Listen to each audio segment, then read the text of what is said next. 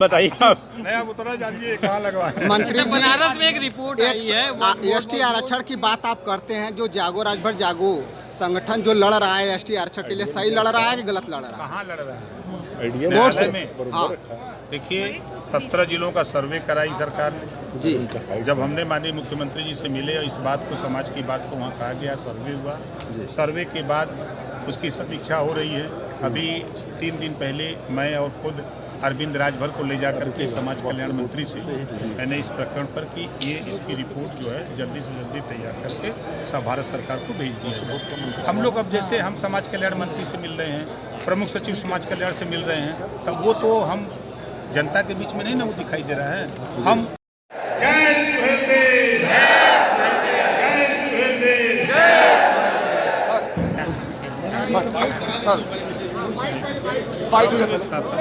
वही हम भी कर रहे हैं, सबका एक साथ आईडी लग जाएगा। लगाइए आईडी ना, एक साथ मिल जाएगा।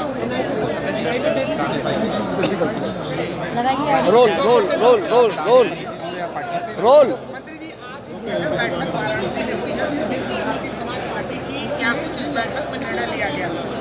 देखिए, आगामी 2 फरवरी को जिस महापुरुष को हम लोग आदर्श मान करके पार्टी को 22 साल चलाए हैं और चला रहे हैं, तो ऐसे महापुरुष की जयंती 2 फरवरी को है। तो 2 फरवरी को गांव-गांव उनके विचारों को गांव-गांव तक फैलाया जाए कि वो क्या चाहते थे, उनकी सोच क्या थी, उनकी लड़ाई क्या है। उस विचार को गांव-गांव तक पहुंचाने के लिए हम अपने पार्टी के नेताओं को ये सुझाव दिए हैं, संदेश दिए हैं कि आप लोग गाँव में महाराजा सुहेल देव जी की फोटो लगाओ और वहाँ माला फूल अगरबत्ती से उनका पूजा करो, ताकि और उनके विचार को वहाँ जो लोग जुट रहे हैं उनको उनके विचार को बताएं। उत्तर प्रदेश में बृहद स्तर पर भव्य स्तर पर क्या सुहेल महाराजा की जयंती मनाई जाएगी, क्या तैयारी? देखिए, भारतीय समाज पार्टी 9 फरवरी को, क्योंकि 2 फरवरी को गांव-गांव मनाया जाएगा, तो हम लोगों ने तय किया कि 9 फरवरी को बड़े पैमाने पर आपको न भूतो न भविष्यो ऐसा कार्यक्रम कुशीनगर बुद्धा पार्क में होगा 9 फरवरी। मिल्कीपुर उपचुनाव को लेकर क्या तैयारी है एनडीए? मिल्कीपुर चुनाव की तैयारी हो गई है, जनता मन बना चुकी है एनडीए प्रत्याशी को जिताने के लिए। घर घर से संदेश भी आ रहा है, लोग तैयार हो गए हैं। रोल है। एक सेकंड में दो सवाल है मेरा। सुहेल देव भारतीय समाज पार्टी के अध्यक्ष और कैबिनेट मंत्री ओम प्रकाश राजभर जी हमारे साथ हैं। मंत्री जी, आजमगढ़ पर कब्जा करने की तैयारी है। आपने कहा कि इस बार 2027 में वहाँ भाजपा का कब्जा हो जाएगा। आजमगढ़ को लेकर कोई विशेष प्लान है क्या?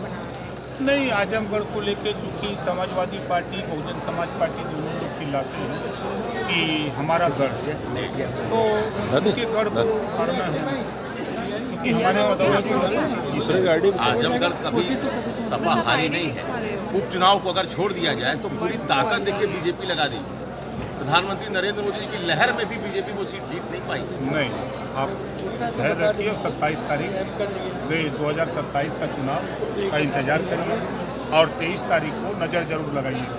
सपा का सुपड़ा साफ हो जाएगा 27 में। आप देखिएगा ना, हम जहाँ लगते हैं पूरी तैयारी से, पूरी ताकत से लगे हैं। वहाँ गांव-गांव, घर-घर संदेश हम लोग दे रहे हैं। हमारे कम से कम सैकड़ों नेता वहाँ अखिलेश जी का गढ़ है वो। कोई नहीं, कि कोई गढ़ नहीं है, ये खाली चर्चा है। ये चर्चा रहती है। बहुजन समाज पार्टी को भी लोग कहते थे, वो भी उखड़ गया। वो तो हम उनके साथ गए तो बसपा उखड़ गई। अब अगला स्टेप 27 का हम दिखाएंगे। अच्छा, मिल्कीपुर को लेकर एक ट्वीट आया है अखिलेश जी का, और उन्होंने 13 अधिकारियों की सूची जारी की है और ये बताया है कि 13 में से सिर्फ 3 अधिकारी ही पीडीए से संबंध रखते हैं, मतलब पिछड़ा, दलित और अल्पसंख्यक। तो आपको लगता है कि वाकई समाजवादी पार्टी के आरोप में दम है कि पीडीए के अधिकारियों की अनदेखी हो रही है उत्तर प्रदेश में?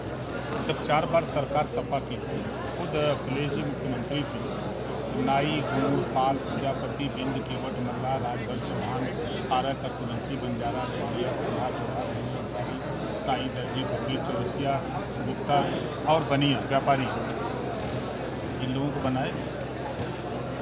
जब सरकार थी तो ये लोग दिखाई नहीं दे रहे थे, तो इनकी कैसे कहाँ गिनती होगी? कहीं दिखाई देगी? इनके विषय में सोचा होता जो रिजर्वेशन 27%। आजम खान तो नंबर 2 के मंत्री थे। अरे वही हाल है, मदारी आता है और दिखा देता है कि देखो भाई ये जो है जंतर है, जंतर काम भी नहीं करती है। उस दिन का बालू का बार है तो वहाँ का मट्टी है, मक्का मदीना की मट्टी है, और उसके बाद 100 रुपया लेके और देश से चल जाता है। जंतर लेके लोग घूमते रहते हैं, दांत पिराए लगता है। तो नहीं हुआ था क्या उन पिछड़ों की? कोई बात नहीं, कोई मतलब नहीं। आप बताइए कि कै गो मुसलमान को PCS बनाए, IS बनाए एनडीए गठबंधन में, तो 51 बच्चे मुस्लिम के IS पास किए। तो पढ़ के पास हो रहे हैं ना। तो क्यों, क्या समाजवादी पार्टी में पढ़ाई नहीं हो रही थी? कांग्रेस में पढ़ाई नहीं हो रही थी? तो क्यों पास हो रहे हैं बताइए ना। इस नाते कि अनुशासन यहाँ है उनके ऊपर कि पढ़ो, मेहनत करो, आगे बढ़ो, नफरत छोड़ो, भाईचारा पैदा करो। मोहम्मद साहब ने जो बात कही उसको मानो। तो ये अनुशासन आपके मंत्रालय में दिख नहीं रहा। मंत्री जी, वक्फ के मंत्री आप ही हाँ हैं, है। वक्फ आपके अंडर में ही आता है। और वक्फ बोर्ड 78% सरकारी जमीन पर कब्जा कर लिया हाँ, किया है। है। तो सूची क्यों नहीं जारी कर रहे? हाँ, घबरा रहे हैं। देखिए अभी आयोग GDPC बनी है, अब GPI बैठे, वो पूरे स्टेट में अलग अलग जाकर के सबसे राय मशविरा कर रहे हैं कि, और सरकार से पूछ रहे हैं कि आपके कागज और वक्फ बोर्ड के कागज, दोनों के कागज मांगे जा रहे हैं, दोनों की समीक्षा हो रही है। कि हम तो कह रहे हैं कि वक्फ बोर्ड की, अगर ये इसी को पहले नियम था कि ये इसमें वक्फ बोर्ड का देखिए हमारी संपत्ति है, फिर नोटिस जाती थी रेवेन्यू को, ये हम खाली करा दिया जाए, तो खाली हो जाती है। ये कोई नियम तो था। अब 1359 आपके नाम से आप ले लो, या आपने जमीन हस्तांतरण किया तो रजिस्ट्री कराया, कैसे लिया, क्या कारण है, तो उसका कागज तो दीजिए। खाली कह दे कि ये जैकेट हमारा है तो कोई मान लेगा? तो खाली कराएंगे। हाँ, कराएंगे। चलिए, एक आखिरी सवाल, आप कुंभ नहा कर आए हैं, बड़े आप जागरूक मंत्री हैं, एक बड़ी चर्चा हो रही है, एक अभिनेत्री महामंडलेश्वर बनी है, उनका नाम है ममता कुलकर्णी, आपको भी सूचना जानकारी मिली होगी? है जानकारी है। आपको लगता है कि ये सही उदाहरण है, होना चाहिए एक सनातनी होने के नाते? आपको क्या नहीं, लगता देखिए सृष्टि के लिए दोनों की जरूरत है। आधी आबादी महिलाओं की है। आज देश के सर्वोच्च कुर्सी पर महामहिम राष्ट्रपति द्रौपदी मुर्मू जी बन सकती हैं, तो वो महामंडलेश्वर क्यों नहीं बन सकती हैं? कोई दिक्कत नहीं? कोई दिक्कत नहीं, कोई आपत्ति नहीं? कोई आपत्ति नहीं। चलिए, तो कैबिनेट मंत्री ओम प्रकाश मंत्री जी, आज आपने समीक्षा बैठक की है, लेकिन चूंकि समीक्षा के जगह जनसभा आपने कर दिया है पूरा। देखिए, समीक्षा बैठक के लिए हमारे नेता समझ नहीं पाए, क्योंकि वैसे अमूमन हम आते हैं तो सुन करके हमारे नेता चले जाते हैं, तो भीड़ बढ़ जाती है। लेकिन इशारों में हमने सबको बता दिया कि मकसद क्या था। 2 फरवरी को जो महाराजा सुहेलदेव राजभर जी की जयंती है, गांव-गांव जयंती मनाना है, वहीं पूजा पाठ करना, उनके विचार को घर घर पहुंचाना है कि महाराजा सुहेलदेव जी की सोच क्या थी, उनके विचार क्या थे, उनके आदर्श क्या हैं, तो उसको घर घर गांव-गांव सबके दरवाजे तक पहुंचाना है। जिस बात को हमारे देश के प्रधानमंत्री जी बार बार कहते हैं कि जब तक महाराजा सुहेलदेव जी के विचारों का भारत नहीं होगा, तब तक भारत तरक्की के रास्ते पर नहीं जा सकता। ये PM साहब ने भी कहा है, तो उनके विचार को हम लोग गाँव-गाँव पहुँचाने के लिए 2 तारीख को एक सूचना दिया है, और 23 तारीख को युवा सम्मेलन आजमगढ़ में है, उसकी तैयारी को लेकर के कमेटी बन गई और लोगों को दिशा निर्देश भी दे दिए। योगी जी को अब दिल्ली की कमान सौंपने जा रहे हैं लोग, मतलब चुनावी दौरा करने के लिए तैयार किया गया है, तो क्या ऐसा में लगता है वो कटेंगे बटेंगे और हिंदुत्ववाद वाली वहाँ चीज़ें चलेंगी? देखिए, ब्रह्मा जी ने भी कहा है कि कलयुग में संघे शक्ति कलयुगे, कलयुग में संगठन में ताकत है। एकजुट रहिए, संगठित रहिए, आपस में मिल के रहिए। क्या बुरा कह रहे हैं? पंजाब में भी उन्होंने बयान दिया था कि अपराधियों को उल्टा लगा के, नमक मिर्चा लगा के हम ठीक कर देंगे, तो क्या दिल्ली में भी अब वैसा ही चलेगा सब? संविधान में अपराधी को अपराध करने की छूट नहीं है, चाहे किसी की भी सरकार हो। अगर अपराधी अपराध करता है तो उसके खिलाफ कार्रवाई करने का प्रावधान बाबा साहब डॉक्टर अम्बेडकर जी ने संविधान में दिया। ऐसा कहा जाता है कि समय समय पे फिल्म बनाया जाता है, बीजेपी बनाती, चाहे कश्मीर फाइल्स हो, अभी इमरजेंसी आई, हालांकि वो ज़्यादा असरकार साबित नहीं हो रही इमरजेंसी फिल्म, तो इसको लेकर के क्या कहना चाहिए आप? देखिए, वो तो कंपनियां बनाती हैं फिल्में, और वो चले न चले वो तो उस फिल्म के ऊपर है।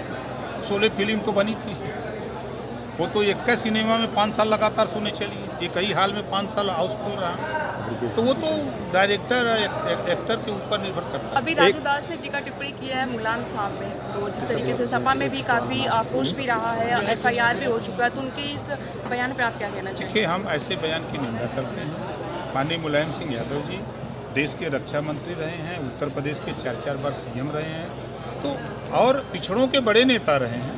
ऐसे व्यक्ति के व्यक्तित्व पर टिप्पणी करना अशोभनीय है। आखिरी आपका मंत्री जी पूर्व में समाजवादी पार्टी में आप रहे हैं, जुड़ाव रहा है, और अब जो है अखिलेश यादव जो है मतलब कोविड का वैक्सीन लगवाने के लिए हो, चाहे प्रयागराज में नहाने के लिए, मतलब पहले वो मना करते हैं, फिर बाद में वो काम कर लेते हैं। देखिए यही बात, दुमुहिया नेता होते हैं।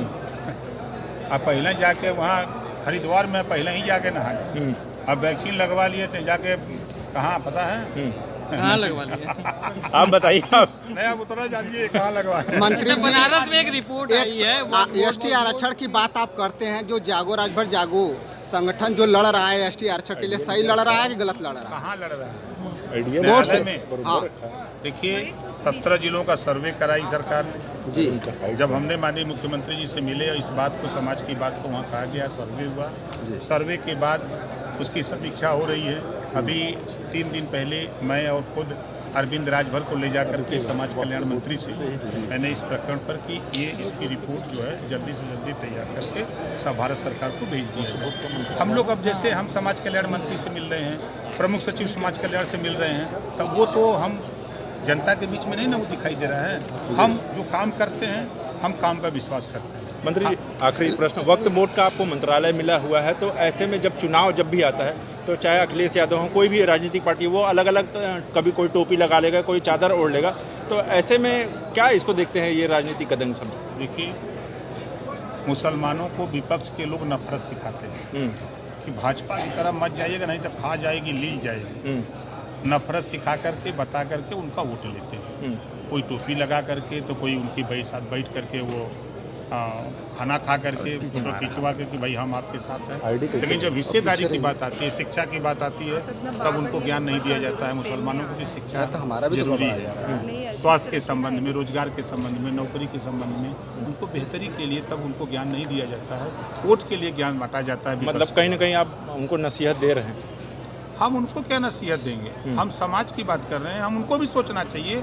वो मोहम्मद साहब को मानते हैं। मोहम्मद साहब ने कहा है कि बेकस, बेपनाह, लाचार, कमजोर, मजलूम की मदद करो। हम मुसलमान भाई किसको मदद करते हैं? सबसे ज्यादा मजलूम अगर प्रदेश में कोई है तो अखिलेश यादव जी, सोनिया गांधी, ये सबसे, मायावती, ये सबसे मजलूम है। अरे उनको तो सोचना चाहिए कि अब किस मजलूम की मदद कर रहे हैं। प्रयागराज में जी स्वर्गीय मुलायम सिंह यादव जी की तस्वीर, मतलब स्टेचू बना दिया गया है, तो प्रतिमा लगा दी गई, तो ऐसे में कुछ लोग विरोध कर रहे हैं, कुछ लोग सपोर्ट कर रहे हैं, कह रहे हैं कि मतलब अयोध्या में ये लोग जो है कार सेवक पर गोली चलाई थे वगैरह वगैरह। देखिए, जो अयोध्या संगम स्थल है, उसके लिए जमीन लोग अलग अलग अपना अलाट कराते हैं, तो वहाँ जो अपने हिसाब से परमिशन लेकर के लोग करते हैं, तो मूर्ति लगी है तो क्या बुरा है? देखिए, अलग अलग लोग हैं, अलग अलग सोच के हैं। योगी जी कहते हैं दूसरे समुदाय के लोग नहाने ना आना पाए, मतलब कौन कहता है? झूठ बोलते हैं। योगी जी तो नहीं कहे हैं। सपा अगले चुनाव में बसपा का सुखड़ा साफ करने में लगी हुई, और आप कह रहे सपा पीटी हुई पार्टी, पीट रही है सपा की। तब का सपा के पास है का? आप देखिएगा ना 27 में, तब फिर मिलेंगे हम। ठीक है, बहुत बहुत आभार आपका।